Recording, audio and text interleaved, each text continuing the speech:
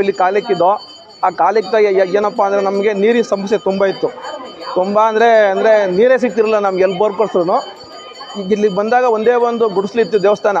ನಾವೆಲ್ಲ ಒಂದು ಕಡೆ ಫಂಕ್ಷನ್ಗೆ ಬಂದಾಗ ನಾನು ಮೈಸೂರು ಆಗ್ತಾಯಿದ್ದೀನಿ, ಒಂದು ತರ್ಕತೆ ಬಂದಾಗ ಇದು ಸ್ವಾಮಿ ಬಂದಾಗ ನಾವು ಹಿಂಗೆ ನಮ್ಮ ಮನೆಯವ್ರು ಕಾಂಟ್ಯಾಕ್ಟ್ ಮಾಡ್ಕೊಂಡು ನಾನು 2007 ಬಂದೆ. ನಾನು ಬಂದಾಗ ಅವಾಗ ನಂದು ಅದೇನೂ ಇರಲಿಲ್ಲ, ಒಂದು ಮನೆ ಆಗಲಿ ಒಂದು ಮಠ ಆಗಲಿ ಒಂದು ಯಾವುದೋ ಅಂದರೆ ಏನೂ ಇರಲಿಲ್ಲ. ಇವತ್ತು ಹೇಳಬೇಕು ಅಂದರೆ ನಾನು ಇಷ್ಟು ಚೆನ್ನಾಗಿರಬೇಕು ಅಂದರೆ ಈ ದೇವ್ರಿಗೆ ಬಂದಮೇಲೆ ನಾನು ಕರೆಕ್ಟಾಗಿರೋದು. 2007 ಅಷ್ಟೇ, 25 ಅಷ್ಟೇ.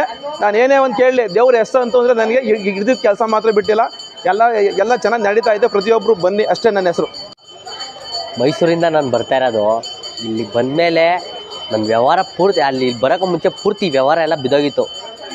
ಏನು ವ್ಯಾಪಾರ ಇಲ್ಲ, ಏನು ಯಾರ ಹತ್ರ ಹೋದ್ರೂ ನನ್ನ ಐಟಮ್ ತೊಗೋತಿರ್ಲಿಲ್ಲ, ಏನೂ ಇರಲಿಲ್ಲ. ಪರ್ಚೇಸೇ ಮಾಡ್ತಿರ್ಲಿಲ್ಲ ನನ್ನ ಹತ್ರ ಐಟಮ್ಗಳನ್ನ. ಯಾರೂ ಪೇಮೆಂಟ್ಗಳು ಬರ್ತಿರ್ಲಿಲ್ಲ, ಯಾರು ದುಡ್ಡುಗಳು ಸರಿಯಾಗಿ ಆಗ್ತಿರ್ಲಿಲ್ಲ.